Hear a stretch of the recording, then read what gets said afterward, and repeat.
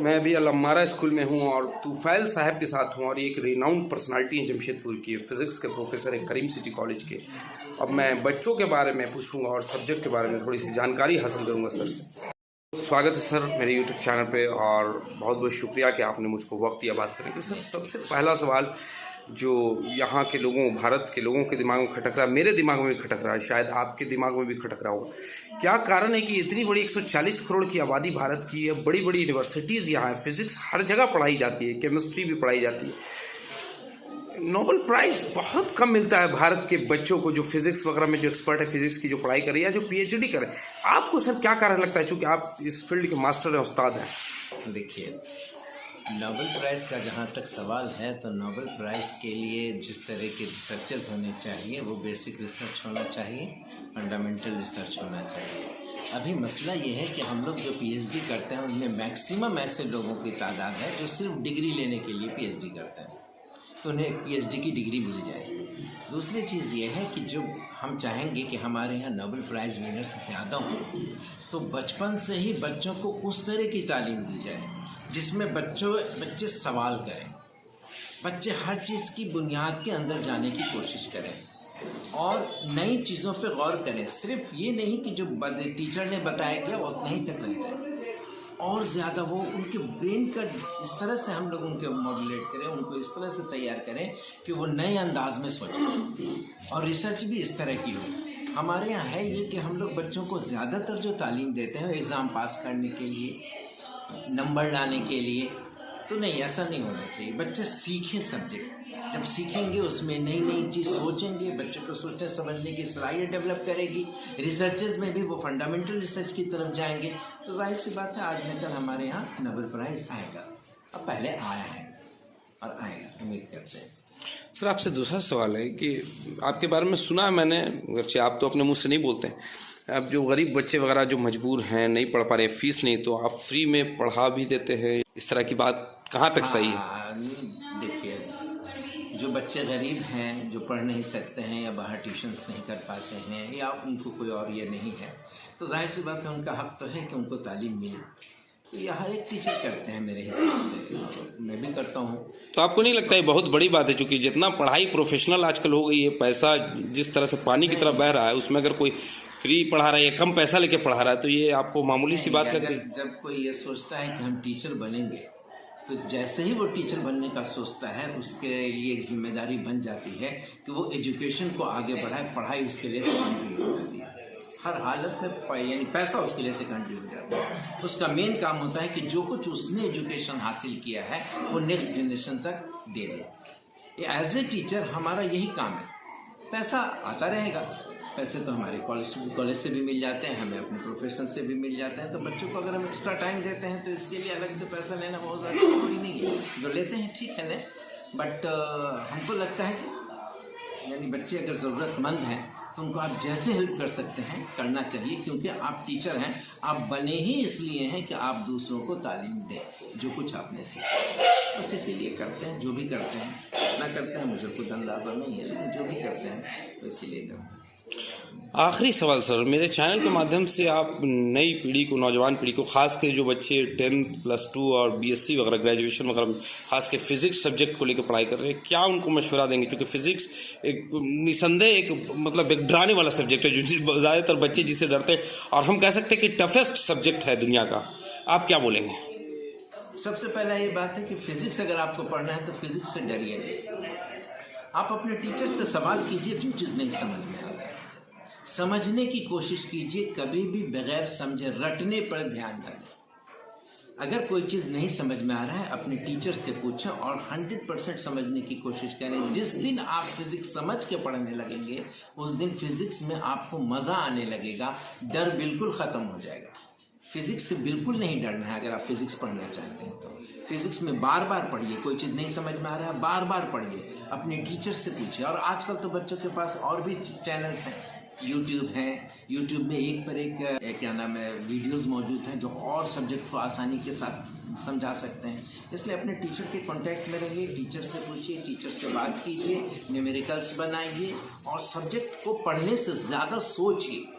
जो पढ़ा है उस पर चिंतन कीजिए, जितना चिंतन कीजिएगा उतना ज़्यादा आप सीखेंगे। रटने पे तवज्जो दें, सिर्फ एग्ज़ाम पास करने के लिए ना पढ़ें, सीखने के लिए पढ़ें। ऐसी हालत में आप बहुत अच्छा करेंगे, एक्सेल करेंगे और फिजिक्स कोई आपके लिए प्रॉब्लम नहीं रह जाएगा। यही मुझे कहना है नई जनरेशन। बहुत बहुत धन्यवाद सर। खुर्शीद सर हैं जो कि करीम सिटी के केमिस्ट्री के प्रोफेसर हैं, और जैसे कि आप लोगों को पता है केमिस्ट्री, फिजिक्स और बायो, यही तीन साइंस का जो ये तीनों सब्जेक्ट है सबसे टफ सब्जेक्ट माना जाता है। सर आपसे पहला सवाल सर, ये क्या मतलब ये हुआ है या कुछ सच्चाई है इसमें कि ये साइंस के तीनों जो सब्जेक्ट है सर बच्चों को बहुत परेशान करते हैं? क्योंकि आप केमिस्ट्री के प्रोफेसर हैं तो आप ज़्यादा बेहतर तरीके से एक्सप्लेन कर पाएंगे। देखिए, ऐसा नहीं कि साइंस डिफ़िकल्ट है, बल्कि साइंस तो बहुत ही इंटरेस्टिंग सब्जेक्ट है। बस शर्त इतना है कि आप इसको अपने साइंटिफिक एटीट्यूड के साथ इसको हासिल करने की कोशिश करें। आप इसको आपके सराउंडिंग्स में जो कुछ हो रहा है उसी के ऑब्जर्वेशन का नाम तो साइंस है, systematic study. Science is the systematic study. अगर आप किसी भी चीज़ को, आपके सराउंडिंग्स में जो कुछ घट रहा है उसको अगर आप सिस्टमेटिकली आप समझेंगे, देखेंगे, परखेंगे, यही तो साइंस है। बट हम लोग क्या करते हैं, किसी भी चीज़ को क्यों हो रहा है, कैसे हो रहा है, अगर ऐसा नहीं होता तो क्या होता, इनको अपने दिमाग में इन क्वेश्चंस को लाते ही नहीं है। अब मौसम बदल रहा है, क्यों बदल रहा है, कोई इस पर कोई विचार ही नहीं करता।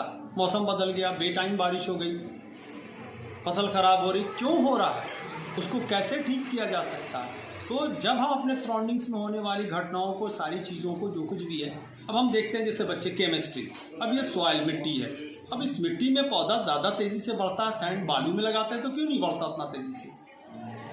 तो ये इसका जवाब बच्चा जब ढूंढेगा कि क्या फ़र्क है नॉर्मल सैंड में और एक हेल्दी सॉइल में, क्या फ़र्क है। तो जब आपको, हमने कहा ना कि हमारे सराउंडिंग्स में जो कुछ भी घट रहा है उसको हम सिस्टमेटिकली और अपने आप से सवाल करें, ये क्यों हो रहा है। यही अगर हम इस तरह से, इस एटीट्यूड के साथ स्टडी करना शुरू करेंगे तो साइंस तो हमारा एक इंटरेस्टिंग सब्जेक्ट और बहुत ही अच्छा सब्जेक्ट है। सर एक अहम सवाल आपसे, एपीजे अब्दुल कलाम भारत के मिसाइल मैन के नाम से जाने जाते हैं, इतने बड़े साइंटिस्ट रह चुके हैं, क्या कारण है कि आज भारत की एक भी यूनिवर्सिटी दुनिया की 10 नहीं बल्कि 50 टॉप यूनिवर्सिटीज़ में भी नहीं आती, एक भी यूनिवर्सिटीज़? देखिए, ऐसा है कि एपीजे अब्दुल कलाम बनने के लिए, क्या एपीजे अब्दुल कलाम को माना जाता है कि सबसे बड़े मोटिवेटर हैं। उनके ही कुछ कोट्स को हम आपके सामने दोहराते हैं जो बता सकते हैं कि कैसे हम अच्छे बन सकते हैं। कहा जाता है आप ख्वाब देखो, उनका बहुत ही फेमस कोट है, ऐसा ख्वाब देखो जो सोने ना दे। इसका क्या मतलब है कि हमेशा जब भी आपको सोचना है कि हमको, अब जैसे सोचना है कि हमें जैसे अब्दुल कलाम ने सोचा कि उन्हें मिसाइल बनाना है, देश के लिए मिसाइल बनाना है, तो जब उन्होंने सोचा तो उसके लिए क्या हो गया, लग गए, सोए नहीं, वो जागते रहे, उस कोशिश में लगे रहे। तो कंटिन्यूअस एफर्ट जो है ना, कहा जाता है कि सक्सेस एक स्लो प्रोसेस है बट कंटिन्यूअस प्रोसेस है। जब तक हम स्लो और कंटिन्यूअसली किसी काम को धीरे धीरे आगे नहीं बढ़ाएंगे हम एक्सीलेंस नहीं पा सकते। आज हमारे यहाँ देश में क्या है, बस पढ़ने का मोटिव है नौकरी हासिल करना, नौकरी हासिल करने के लिए डिग्री हासिल करना।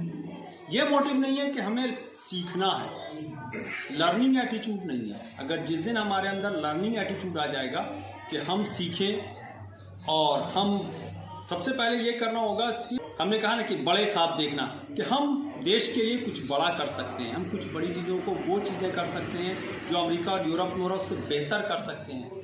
तो हमें उनकी नकल नहीं करना होगा, बल्कि हमारे पास जो इंफ्रास्ट्रक्चर है, हमारे जो हिस्टोरिकल बैकग्राउंड्स हैं, हमारे जो फिजिबिलिटीज़ हैं, उन पर ये करके हम कर सकते हैं। जैसे एक एग्जांपल हमारे सीवी रमन का, उस वक्त हमारे बहुत इंफ्रास्ट्रक्चर नहीं था, बड़ी बड़ी लेबॉर्ट्रीज नहीं थी, लेकिन क्या था, एक थिंकिंग था, एक एटीट्यूड था साइंस की तरफ। तो जब हम शौक से पढ़ेंगे, हम बच्चों को अक्सर कहते हैं ये 3 बातें, हम कहते हैं सक्सेस कॉम्बिनेशन है 3 डिफरेंट पैरामीटर्स का। नंबर 1 होता है राइट इन्फॉर्मेशन, सही जानकारी। आज भ्रमित जानकारी बहुत ज़्यादा हमारे पास है, तो सही जानकारी। और कहा जाता है आज का दौर जो इन्फॉर्मेशन साइंस का ही दौर है, तो इन्फॉर्मेशन को कहा भी जाता है information is power, but right information is power. Second, कि हम ये कहते हैं कि आप कह सकते हैं कि अब मेहनत तो हर लोग करता है, लेकिन एक होता है कि डेडिकेशन के साथ मेहनत करना और स्किल के साथ। लेबर विथ जो भी आप मेहनत करते हैं उसमें डेडिकेशन और स्किल हो। स्किल का मतलब एक ही काम को और बेहतर तरीके से कम वक्त में कम एनर्जी कंज्यूम करके हम कैसे कर सकते हैं, दैट इज स्किल। उसी तरह से डेडिकेशन, हमें अपने टारगेट को पूरी तरह से फोकस करना, उस पर पूरा ध्यान केंद्रित करना है और टारगेट को बार बार बदलना नहीं है। हमने एक टारगेट सेट कर लिया कि हमें तो यही करना है और यही बनना है, तो नेचुरली अगर आप टारगेट को फाइनल करके स्टेज कर देते हैं तो उस केस में अगर आप ईमानदारी के साथ, और जो हमने कहा कि आप अपनी नींद को जगाने वाला खाब जो नींद न लाने दे, वो अगर उस फिलॉसफी पर काम करेंगे तो ज़रूर एक दिन हमारा देश भी इस तरह के साइंटिफिक टेम्परामेंट वाला देश बनेगा। एक आखिरी सवाल सर, ये जो बच्चों पे खास के 10th के बच्चे अब जो मैट्रिक के बाद 11th में जाएंगे, उन पे जो साइंस का भूत मंडरा रहा है, जिसके मारे वो डर रहे हैं या खौफजदा है, उनको कोई आसान सा टिप्स दीजिए सर। किस तरह से वो फिजिक्स, केमिस्ट्री और बायो, तीनों जो साइंस के, किस तरह से पढ़ें कि उनके लिए आसान हो जाए मार्क्स को ऑब्टेन करना और उसके बाद नॉलेज भी उनका बढ़े, अच्छे कॉलेजेस में उनका एडमिशन मिल जाए आगे के लिए। बच्चे क्या करते हैं ना, शॉर्ट टर्म जैसे कोचिंग वाले चलते हैं, क्रैश कोर्स, लास्ट मार्केट में आता है गाइड, तो बच्चे उस पर जब डिपेंडेंट होंगे तो वो सिर्फ रट रहे हैं, और रट कर साइंस को नहीं लिखा जा सकता है। थोड़ा सा क्वेश्चन बदल गया, वो नहीं लिख सकते। तो मेरा सजेशन बच्चों को है कि वो जब शुरू से ही टेक्स्ट बुक पर ध्यान दें। अगर साइंस की टेक्स्ट बुक की बात करें तो एनसीईआरटी बेस्ट बुक है, तो आप टेक्स्ट बुक को पढ़ें, उसमें एक्सरसाइज में दिए गए क्वेश्चंस को सॉल्व करें, तब आप अच्छा रिजल्ट कर सकते हैं।